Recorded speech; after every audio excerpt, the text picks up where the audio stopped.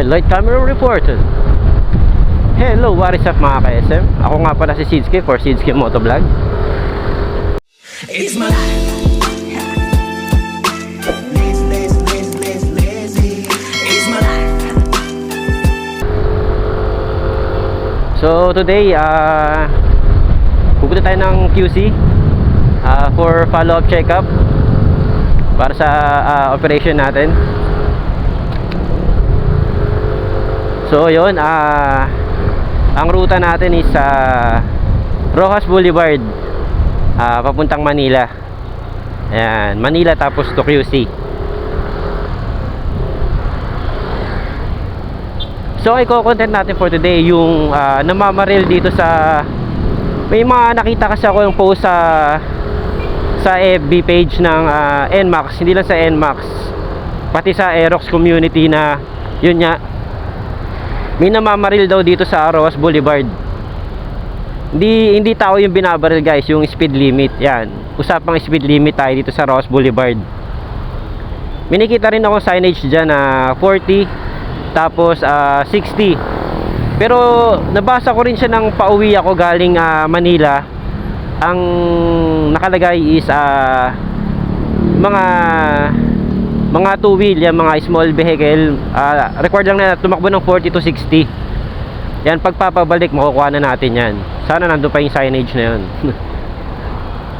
So para lang sa ikalilinaw. Pero ko, since na aware naman ako dyan sa Rojas Boulevard, kasi yan din yung ruta ko papasok. Kaso nga lang, hanggang Heritage lang tayo. Pagdating ng Heritage is kumakanan na tayo pa EDSA. Yun lang yung usually na ruta natin. Pero ito, yun nga, papunta tayong Manila. So talagang mako-cover natin yung hanggang part lang naman ng Luneta. Yan, ng grandstand. So check natin kung anong meron. Pero syempre, na rin lang naman common sense lang naman yung pagkada mo namang may nagkukumpulan ng mga enforcer dyan, matik yun. Pero minsan talaga nanggugulat sila Meron akong isang uwi galing Manila, from Manila ako, tapos dyan sa may, paglagpas mo dyan sa may Red Doors, o yung yung mga hotel dyan, mga Nobu. Yan, paglagpas mo dyan, may namamaril dyan. Pwedeng dalawa sila or tatlo. Mangbubulaga na lang, diba? Instead na nananaway lang sana, pero yun yan, nambubulaga yung mga enforcers natin. So syempre dapat bilang natin, mas ingat lang tayo talaga. Nga pala, shoutout nga pala kay paring J Mark, sa biyahe niya pa north. Parang ganitong kulay ng helmet yung yung muntik niya. Yung biglang kaliwa pero wala mo na lingon. Biglang kaliwa, walang lingon-lingon. So ayan, ingat tayo sa daan palagi. Dapat alert tayo. Yun move it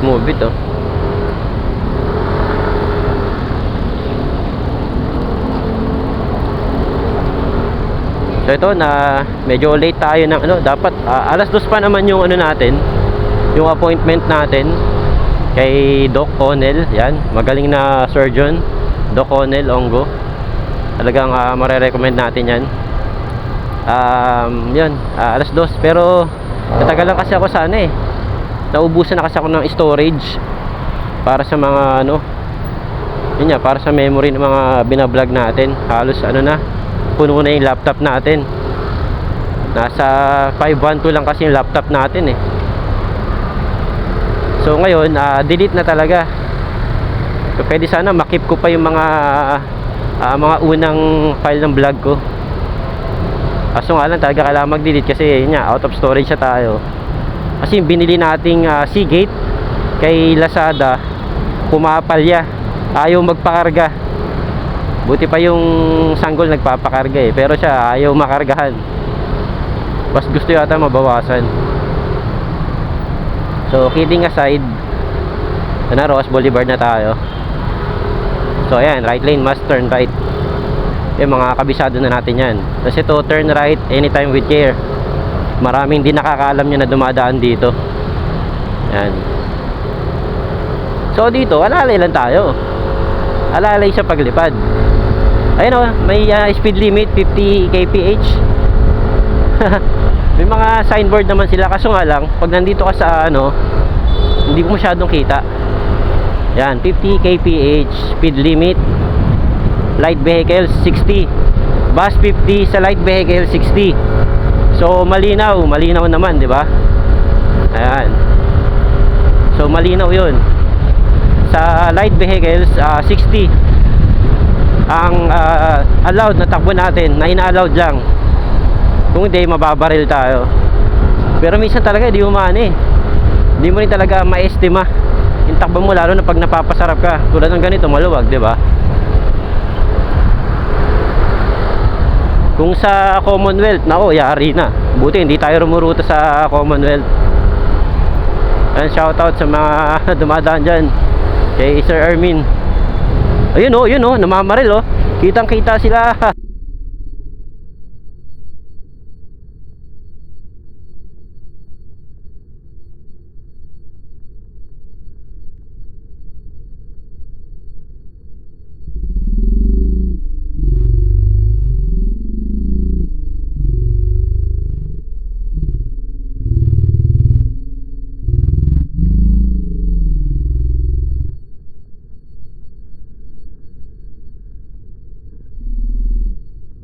Huli! Kumpulan yung mga namamaril. Yun ang gamit nila. Parang ano na eh, no? Parang telescope na eh. Hindi ko alam kung nung ma-search nga natin sa Google yan kung ano yung ginagamit nila na pambaril sa speed limit. Ayusin nyo eh, nakatago lang sila eh. Hindi nakaabang yung mga yan. Hindi nag-aabang, nakatago. Pero tayo, kampante naman tayo na lumagpas man tayo mga ayun, 60, 62, 63. Syempre, bitaw ng throttle, alalay lang talaga. Pero yun nga, may time talaga na pag napapasarap ka, hindi mo mapapansin yun. Lalo na kapag kagaling ka sa stoplight, tapos biglang go, diba? Syempre, nagmamadali ka din. Pero in general, para sa safety naman talaga, kung ano yung mga restriction na binibigay sa atin. Syempre, kung gusto mo na talaga mapasarap, i-break mo nga lang talaga yung batas. Matitikitan ka talaga. So, sa part na to, dito sa may Pabaklaran, wala naman ako nakikita ditong namamaril. Doon lang talaga sa may part ng ano nga ba yun? Yung Nobu Hotel yan. Mga tayo na simbahan. Doon ko lang nakikita yung mga yan eh. Tapos malapit doon sa may station na pagka pabalik na tayo sa kabila, kukuhanan din natin yun. Since na ito yung content natin for today.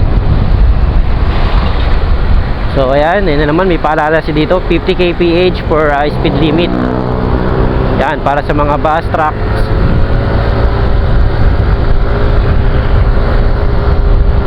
So maganda dito guys, sa pagbablog ko na to is marami akong natututunan. Kumbaga sa sarili ko, natututunan ko din yan na ipinapamahagi ko lang sa inyo. Diba? Masunurin na tayo ngayon eh.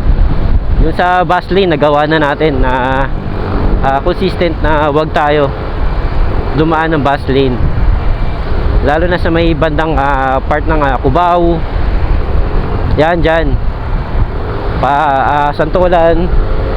Yan, panggaling ka ng Quezon Ave, Cubao, yan. Matik yan. Pero kasing part ng Ayala kasi sa Pamagallanes na pwede mong daanan yung bus lane. Kasi nga since na kumakanan naman galing pagpa south, yung mga bus kumakanan naman galing papuntang Ayala, papasok ng Ayala. So ilang bus na talaga yung mga dumadaan papuntang, dumidiretso papuntang Mall of Asia. Iikot lang yan. Kaya rin siguro tinanggal yung barrier dun eh, para kasing medyo contrary kasi kung manghuhuli sila dun,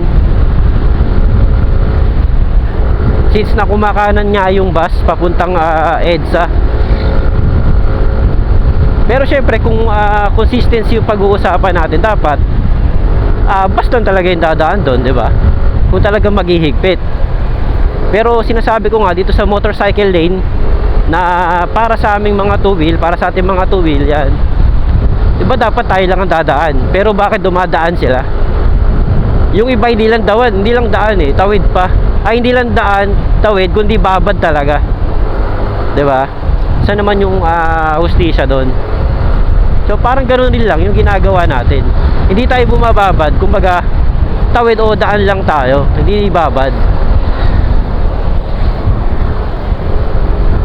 So yun no, ramdam mo na yung summer pero mahangin ngayon.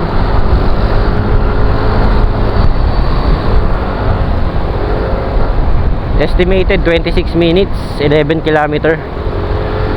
Yan, Del Monte.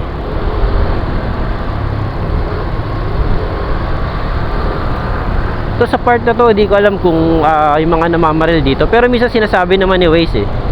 Bawa yung red camera reported, mga ganun. So yun, dapat kinukol yung attention mo na dapat maging alert ka. Ba? Lalo na pag dumadaan ka ngayon ng Ross Boulevard, di na paliparan to. Dapat alalay lang takbo mo dito.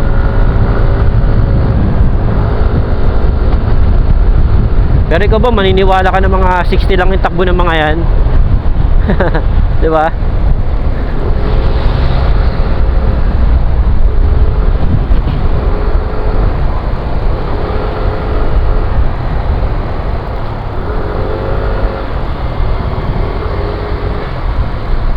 So maluwag pa Ross Boulevard.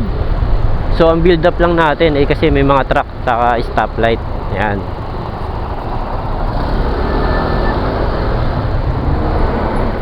Talagang pagka taga south ka tapos dito ka dadaan sa malaking tulong talaga tong Roas Boulevard eh. Kaya maganda rin talaga na nare-rehabilitate ang Roas Boulevard. Lalo yung mga tulay, yung mga flyover na yan, napakahalaga ng mga yan. Kaya nga once na under maintenance, nako talagang kokos talaga ng traffic kasi nakikita mo yung bulto ng mga sasakyan nagdumadaan, mga motorista na gumagamit itong Roas Boulevard. Napakahalaga talaga. Iko-connect ka sa north ng mabilisan.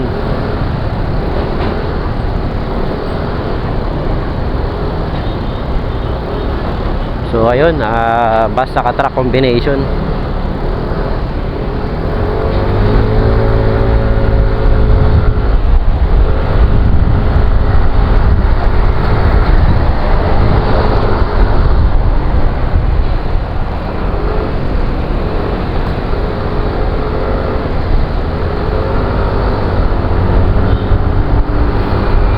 Makakasabayan ka talagang truck, maalikab.